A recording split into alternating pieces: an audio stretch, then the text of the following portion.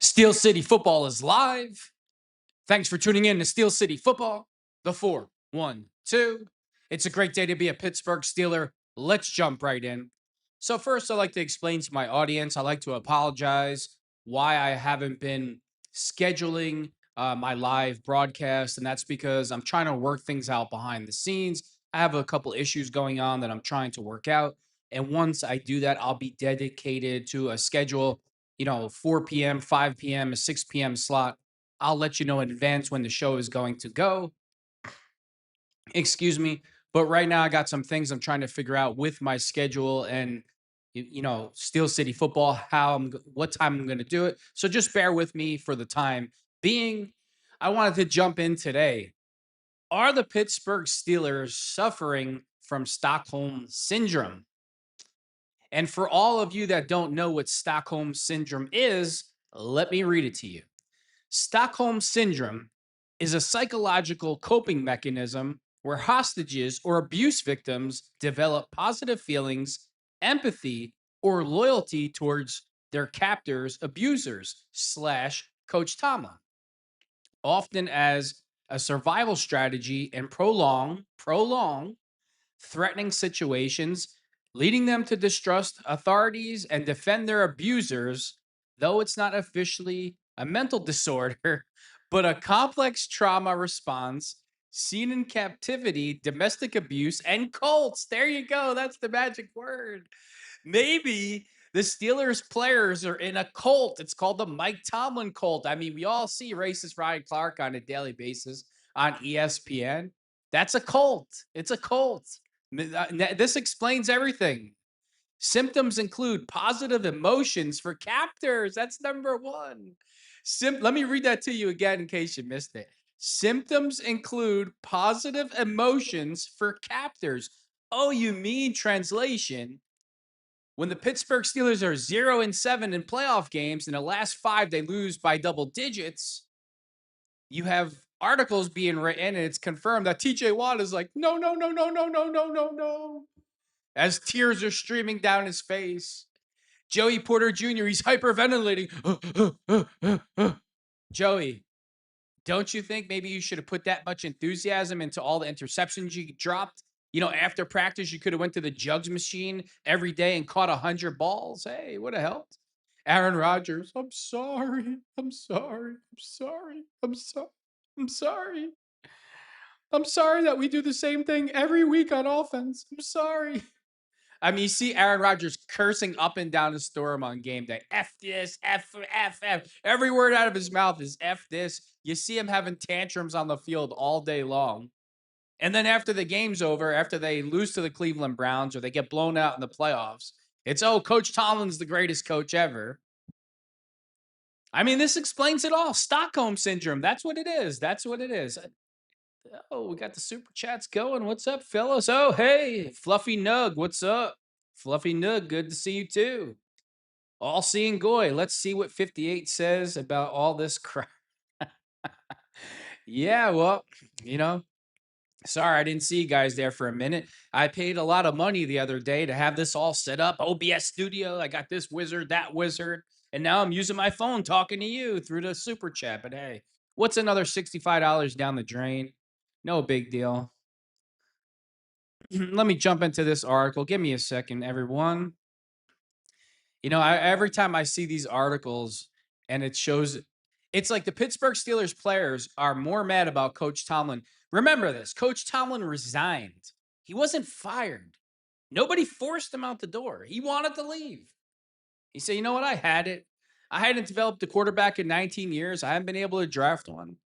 Aaron Rodgers might be retired. This might expose me. He might have said to himself, this might expose me. Think about the situation that Coach Tomlin stepped into. Great supporting cast: Dick LeBeau, Keith Butler, Ben Roethlisberger, James Harrison, Troy Polamalu, stacked offensive line.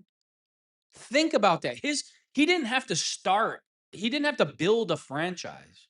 He didn't start from ground zero. It's like getting your first car when you're 17.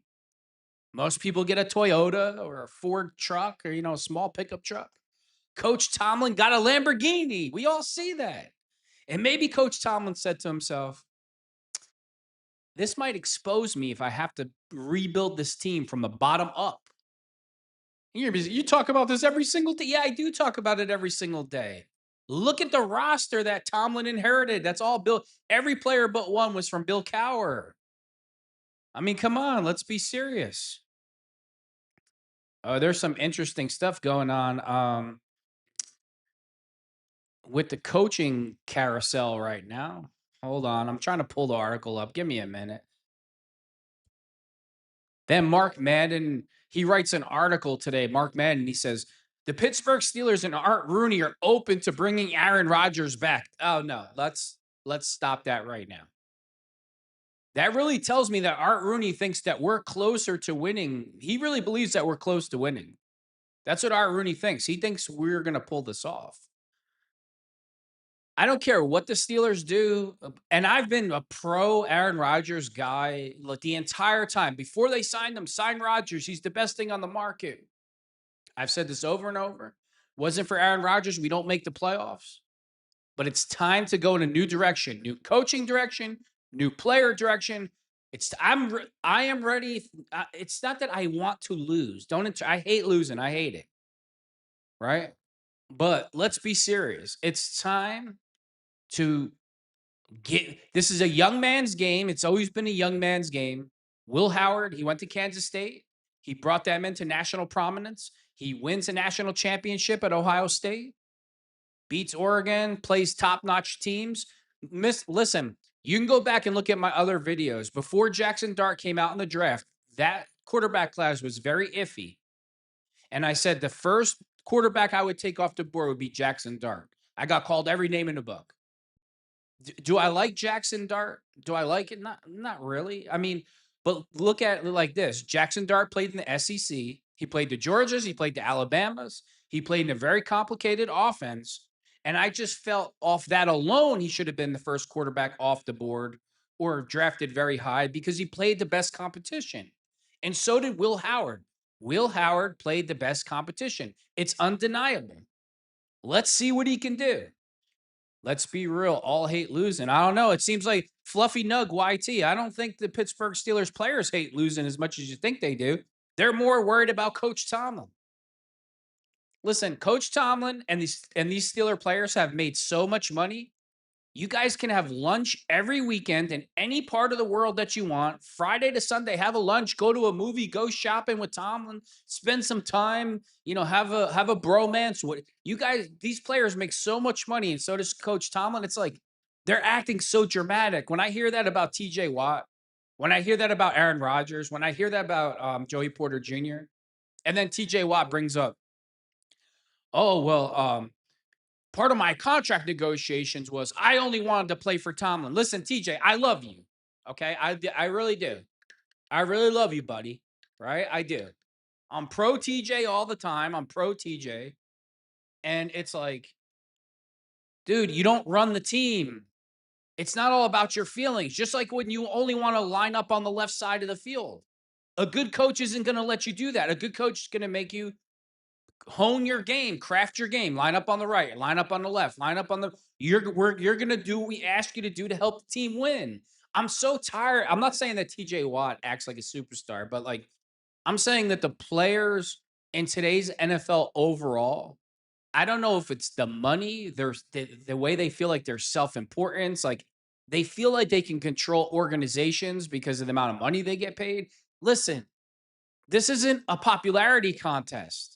This isn't, oh, I like your personality. It's about winning. It's about winning. That's it. And fine, you don't have to win the Super Bowl every single year, but you better make it. You better make it good. You better give a good fight. It's like Sean McVay from the Buffalo Bills. I mean, he's had some shitty luck. He's been down to the wire. It's not like he's going to these playoff games and he's getting blown out of the building. I think he's a pretty good coach. But here's the problem. When you're McVay, and you got a stud like Josh Allen and you still haven't won a Super Bowl, there's a lot of pressure there. Hold on. Marshman96 just found your channel yesterday. Finally, someone is speaking really about Tomlin. I'd rather suck for a year. Now. I agree with you, Marshman96. I appreciate the compliment. Thank you. You know, when you have a quarterback like Josh Allen, it puts a lot of pressure on you because you're expected to win. Like he's a stud. He's an absolute stud. And sometimes the Buffalo's team overall isn't that good. Like they're missing some pieces here or there. And you think that Josh Allen can make up for it. But Josh Allen's been so close so many times. And, a lot, you hear everybody thinks it's racial when you criticize Tomlin. Oh, you're not criticizing the coach of the Bills like Tomlin because he's white and he's black. I mean, dude, seriously, stop. Tomlin's 0-7 in the last 7 playoff games. They've lost by double digits in the last 5. McVay, he's losing by, in overtime by a field goal. So just stop. Let me read some of these chats. Here we go, sports. Brother, I swear, 2 nights ago, I told my wife that I feel like the Steelers players have Stockholm syndrome. Are you AI? I feel like my phone heard me say that.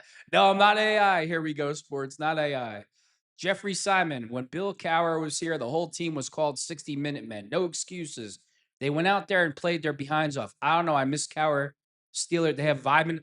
Jeffrey Simon, the unfortunate thing, and I don't want to rain on your parade. I love Bill. Nobody loves Bill more than me. I'm telling you, that's my bromance. But these players are not built that way anymore. They're not physically and mentally tough anymore. This is a different generation of people, obviously.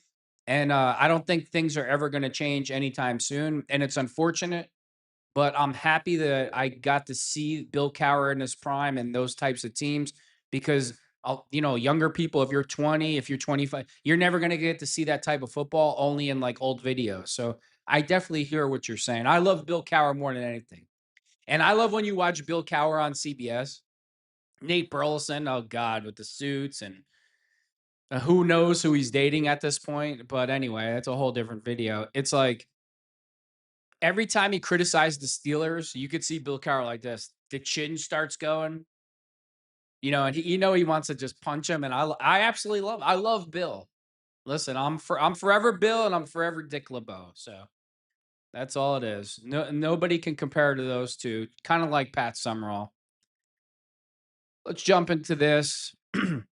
Steelers announced full slate of virtual coach interviews, team's upcoming schedule. Justin Watson, 23. When I saw this term after hearing the reaction to Tomlin's resignation, I thought it was perfect. Thanks, Justin. I appreciate that. Steelers announced full slate of virtual coaching interviews, team's upcoming schedule.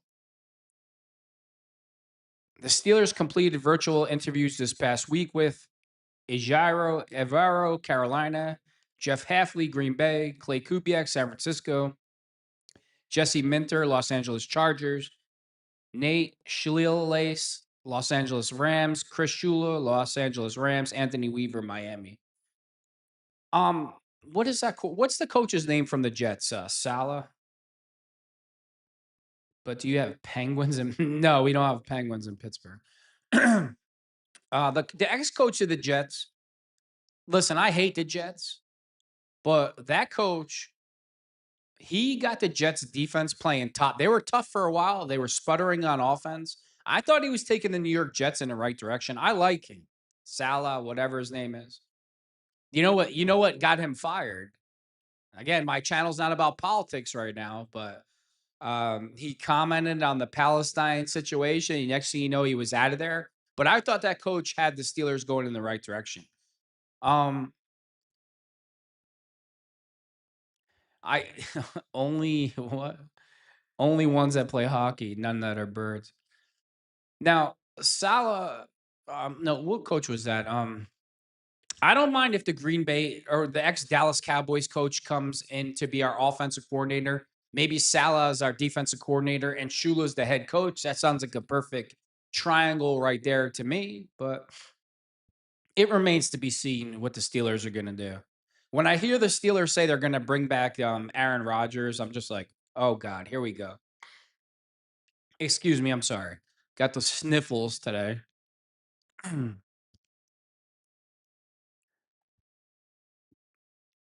Let's jump into this article.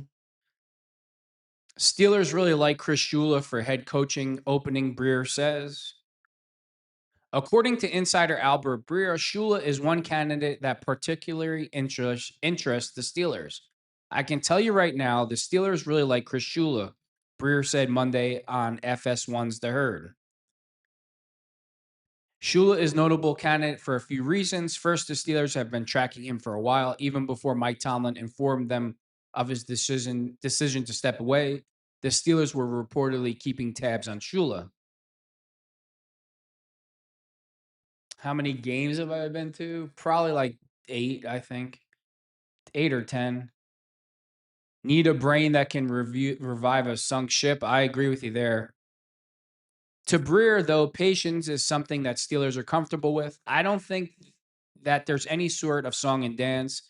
I think it's a real intention to go through a real process, Breer said, but it doesn't mean those guys, Shula, are getting hired because the Steelers are going to go through the full process. Look, I don't care what they do, but I don't want to see Brian Flores on the coaching staff. Here we go, sports. He may have left, but we, the Tomlin haters, are being blamed for running him out of town. Like we have any pitchforks and torches. The players have taken over sports broadcast and they are soft as F. Oh, I agree with you 1,000%. That's another thing, too. The big lie and oh, the racist Steeler fans, the inbreds. That's what I've been called, day after day. They chased Tomlin out of town. Tomlin resigned. He resigned. We didn't chase him, and he didn't have to go anywhere. He chose to go somewhere. What are you talking about? He didn't. Give me a break. He resigned. You know why? Because he would have been exposed. If he would have had to draft a rookie quarterback, he would have been exposed. That's why. We still have our offensive line is playing pretty good. You got 2 good running backs. All you're doing is missing a quarterback. Look, obviously the defense is not playing very well statistically anyway. Statistically speaking, we're not playing well. All right, well, it's hard to disagree with you. Former Steelers tight end Eric Ebron questions if players had respect for Omar Khan. This should be interesting. Ever since Omar took over, what have Omar's draft picks done? Ebron said Monday on his own on my soul podcast with former Steelers running back Jalen Samuels. We was there with Omar. I'm not unsure a lot of mother effers walking around that building had respect for Omar. Just call a spade a spade. Call it what it is. Ebron references draft picks like Kenny Pickett and George Pickens, the 2 worst draft picks in history, who have been shipped out of Pittsburgh early in their careers. That it's a valid criticism of those picks for sure. Definitely. Kenny Pickett is the worst. Kenny Pickett is the worst draft pick in Steelers history. No doubt about it. And George Pickens, I can't stand them. So I'm not even getting into that. Oh, here we go. Here we go. Here we go. It's going live right now. Hold on. I got to get into this.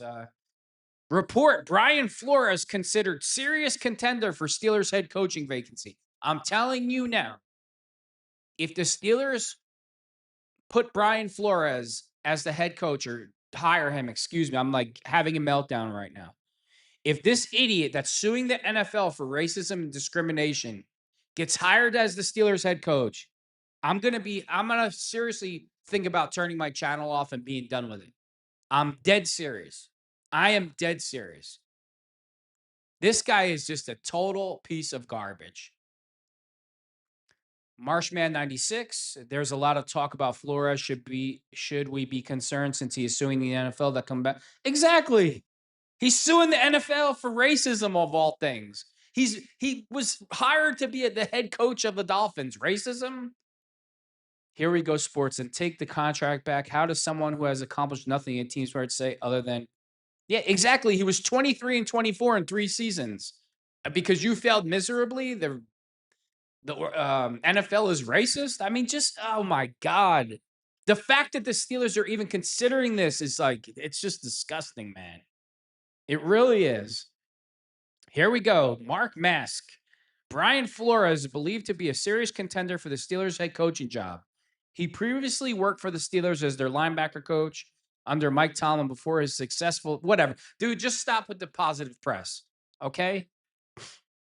We're talking about a moron that's suing the NFL of all places for racism. I can't even talk right now thinking about this happening.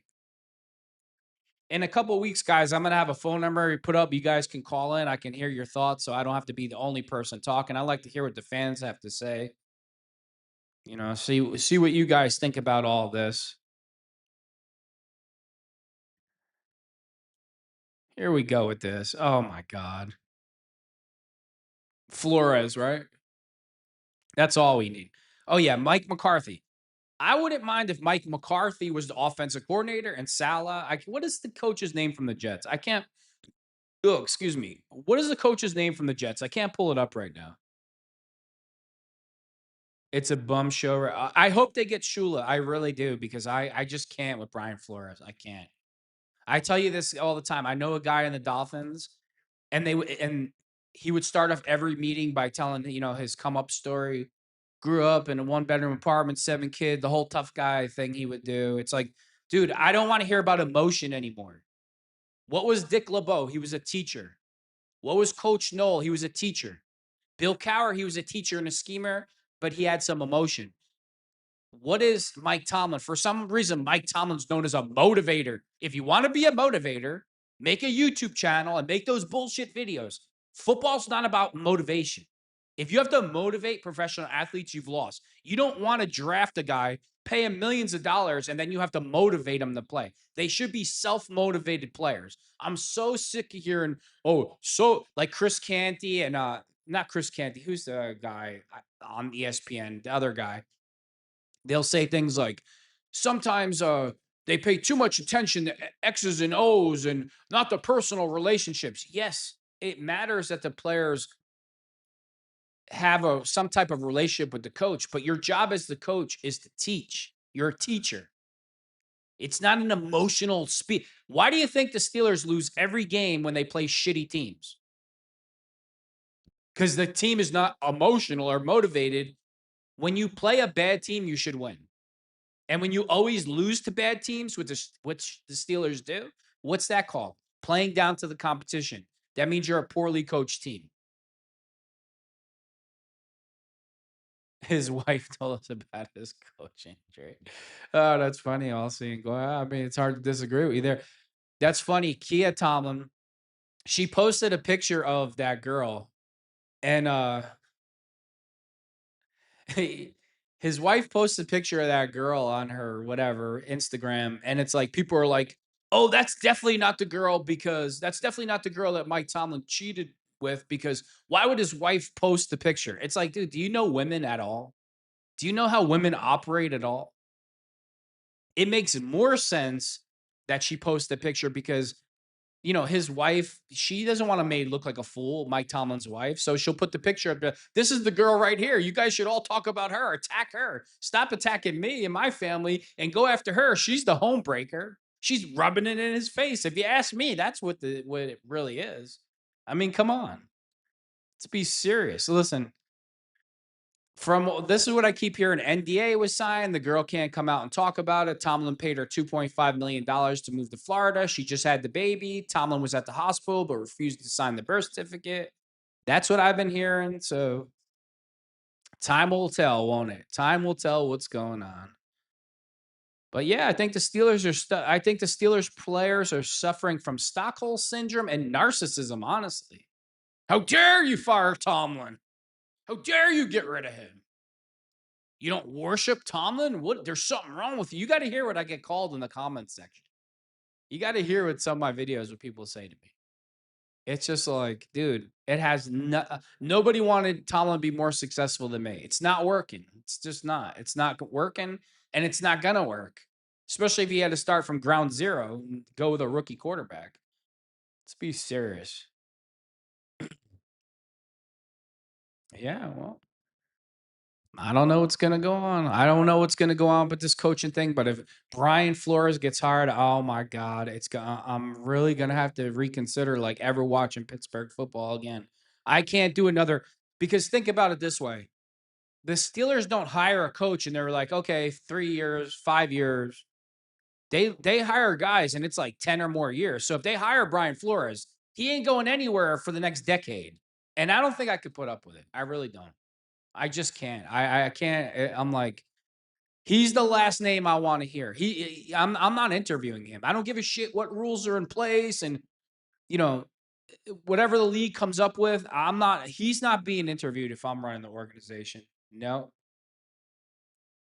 And he always like he from all reports coming out of Miami, he had a lot of. Remember, he drafted Minka Fitzpatrick, right? He drafted Minka, and he wanted Minka Fitzpatrick's a first round draft pick number 11 in the draft.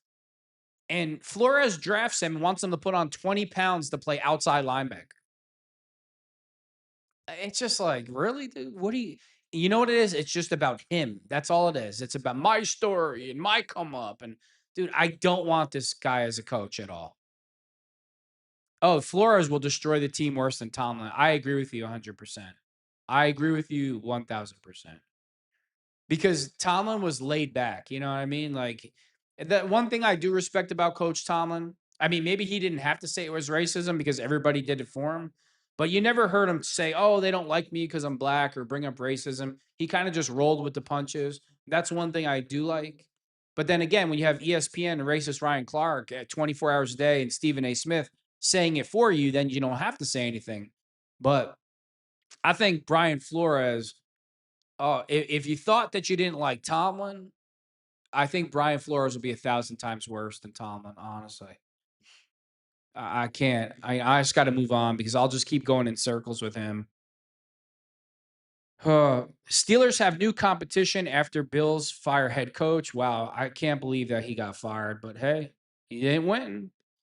Former Bills head coach Sean McDermott could well emerge as a head coaching candidate for some teams that now have an opening. McDermott told the staff today that he intends to continue coaching. They say he might come to pass. I don't. I just can't see Art Rooney hiring McDermott. I mean, he's too pale, he's too white, so he's not getting the job. Let's face it, that goes into it, right? Diversity, not winning, diversity, the big D. The big D before used to stand for defense. At every game, people would bring a sign, defense. Everybody's mind was on defense. Everybody, it didn't matter what race you were, what religion you were, defense, big hits, people would go crazy, right? Now the D in the NFL stands for diversity, even at the games. Right? People bring diversity signs to the games. Diversity, inclusion, equity. What happened to the hitting? What happened to defense? Oh, that went out the window. Don't worry about that. We're not doing that anymore. Oh, dude, you know what? Roger Goodell, I hate you. I really do. I hope you see my show, Roger. I can't stand you. Mr. Roger, I'm going off course now. Once you get me talking and going about Roger Goodell, I got to put all the cards on the table. Roger Goodell, Mr. Player Safety, but he adds another game to the schedule, and they have Thursday Night Football where the players can't recover from Sunday to play the shittiest football you've ever seen on a Thursday night. But he's all about player safety, Roger Goodell, right? No, he's all about perception of the NFL from the outside and money. That's it. Because if you really care about player safety, there'd be no Thursday night games. And the NFL was a beautiful, beautiful thing. They didn't need to add a game to the schedule. But that's Roger Goodell. That's Roger Goodell. He's a hypocrite. He's a politician. I absolutely hate the man, and I got to say it every single time. James Harrison got it absolutely right. He said, if Roger Goodell was on fire, I wouldn't piss on the man to put him out. And I feel the same exact way.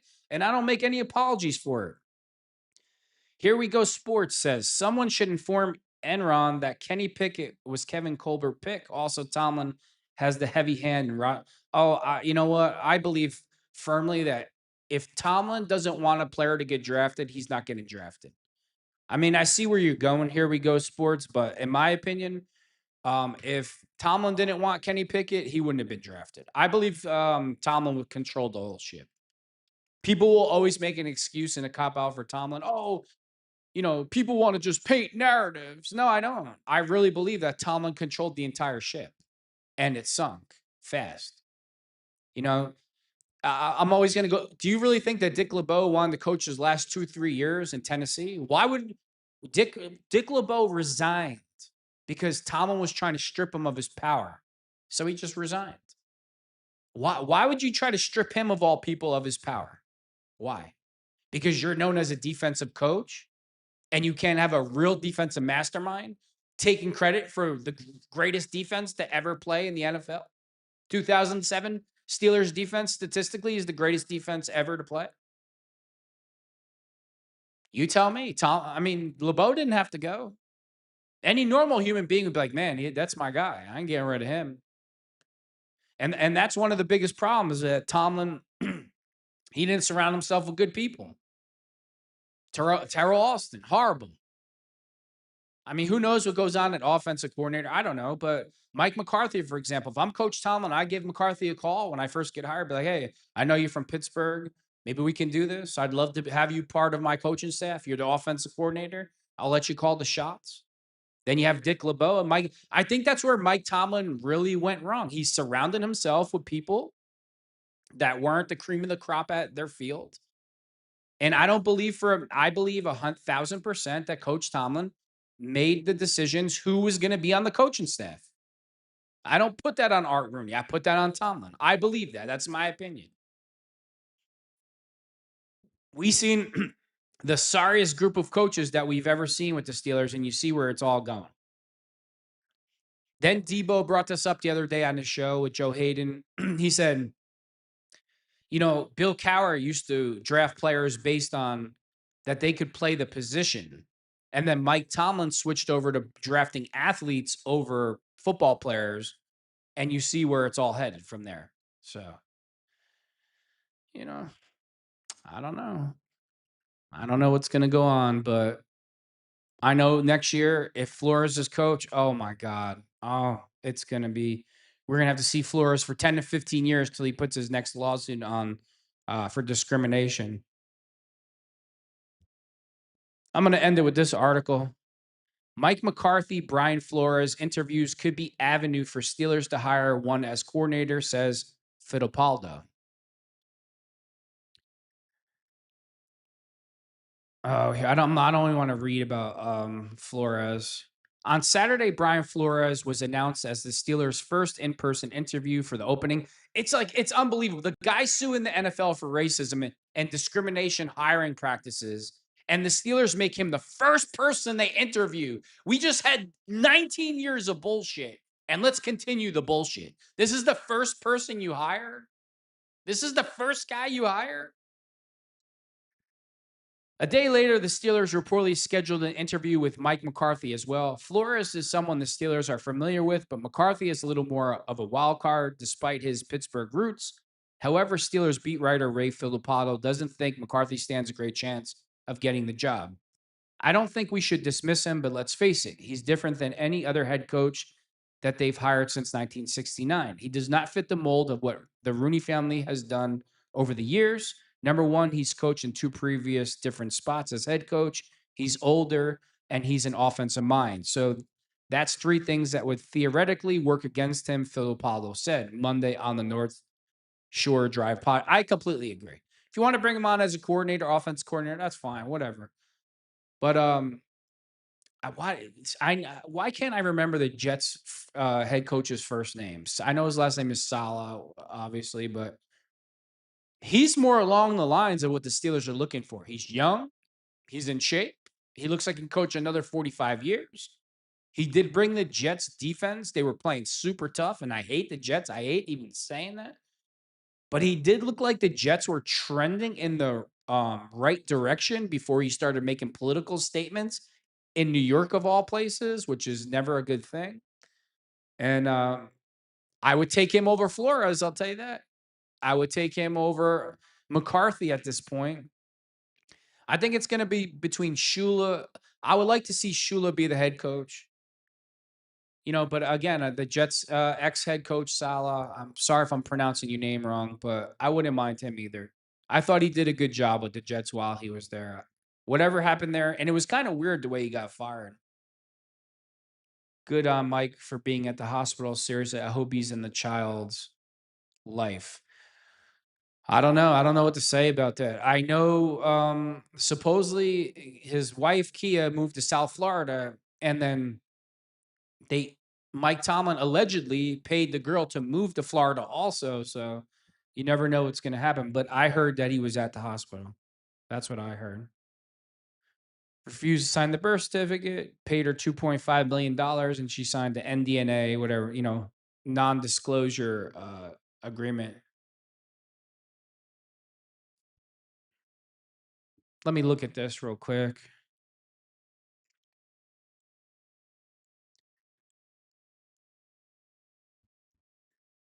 Let's see what this is. Analyst checked on Mike Tomlin, says former Steelers head coach not a factor for Bills open. Tomlin's not going to go to Buffalo after being the Steelers coach for 19 years. He wants to go somewhere hot. He wants to go to Tampa. He wants to go to he won't go to Jacksonville because it's another small market team. Maybe he wants to go to the Los Angeles Rams. I mean, if you're in the Pittsburgh weather for 19 years and now you're free, you probably want to coach in Florida, the Dolphins, the Bucks. Listen, I love the Steelers, but hey, if I was ever to get drafted and I couldn't go to the Steelers to suit up to play safety, and the Tampa Bay Buccaneers drafted me with that weather, I wouldn't be complaining. I can tell you that. So the analyst went on to say, I checked out Mike Tomlin or said Monday on Sports Illustrated's YouTube channel. That was one of the first things I did. Would he be back? Would he back out of a situation where he's intending on spending time away from football? I've heard he's already in leisure mode, which is great. Good for Mike Tomlin. But I think it would be in addition to the comp that the Broncos got for Sean Payton. Whew.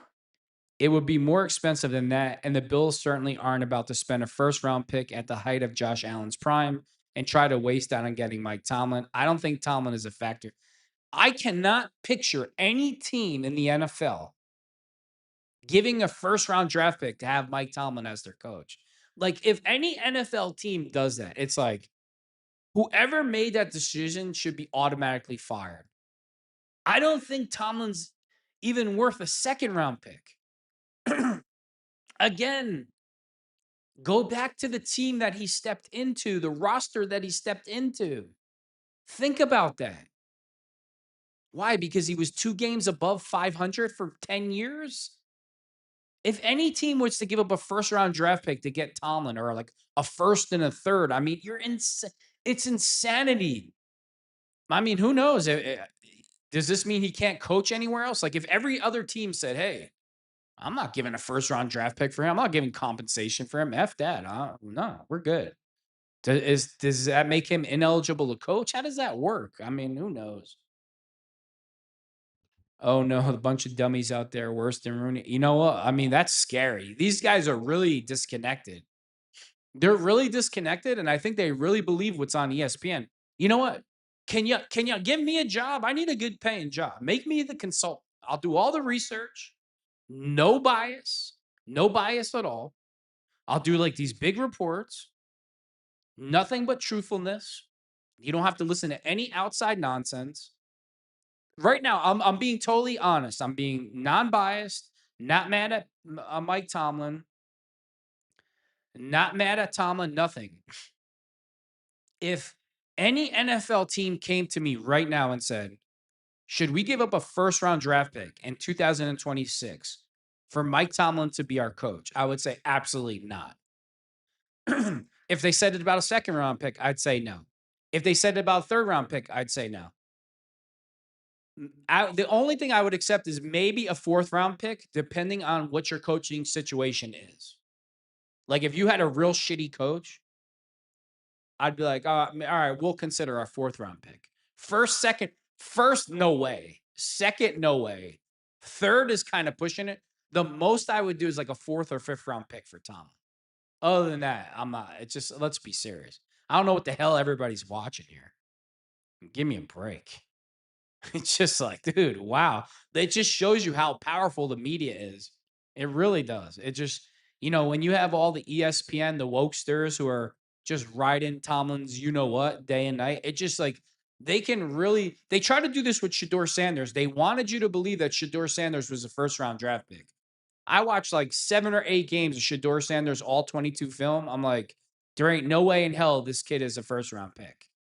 I had him you can go back and look at my videos before the draft. I had Shador Sanders as a fourth round pick. And I said he would probably go in the 5th round because of his attitude and all the other stuff. And while we're on the topic, you know why Stefanski can't stand him? It's so funny. All you ever hear, racism, racism, racism. Well, the Cleveland Browns roster is like 80% black. None of the other black players have a problem with Stefanski. Do you know why Stefanski can't stand Shador? Because Dion and Shador went to Roger Goodell. He's the only player in the league that has this, and he hasn't done anything. They're allowed to have their own media people in the locker room, and they get to keep all the footage and own the rights to all of Shador's footage. That's why Stefanski doesn't like him.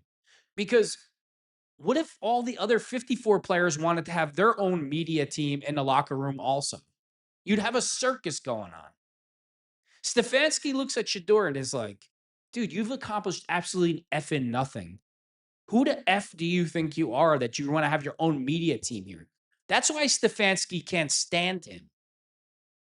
Let me guess. Stefanski just has a problem with one black player, Shador, and the rest of the black. I mean, that's all you see on social media is Stefanski's a racist. And you know what? You know why I like that? You know why I really like that? Because the Shador fan base and the Shador worshipers and underwear sniffers, when Shador gets cut from Cleveland, eventually he will. No other team is going to want to put up with the dramatics, and he will be out of the NFL because of it. It's like Tim Tebow. Do you really want to have a circus like that for a third string quarterback or a backup tight end? And that's what's going to happen with Shador. No team's going to want to deal with that type of nonsense. So the Shador underwear sniffers are basically, oh, excuse me, I'm sorry, congested all day. The Shador underwear sniffers are basically forcing all the other NFL teams after he leaves the Browns to say, you know what, no good, no thank you, we're good, we don't want him. And can you blame him? It's ridiculous. It really is. All right, I'm tuning off for now. Want to thank everybody for tuning in. And eventually, I'm going to get on a schedule where I'm on the same time every single day. And with that being said, thanks for tuning in to Steel City Football, the 4-1.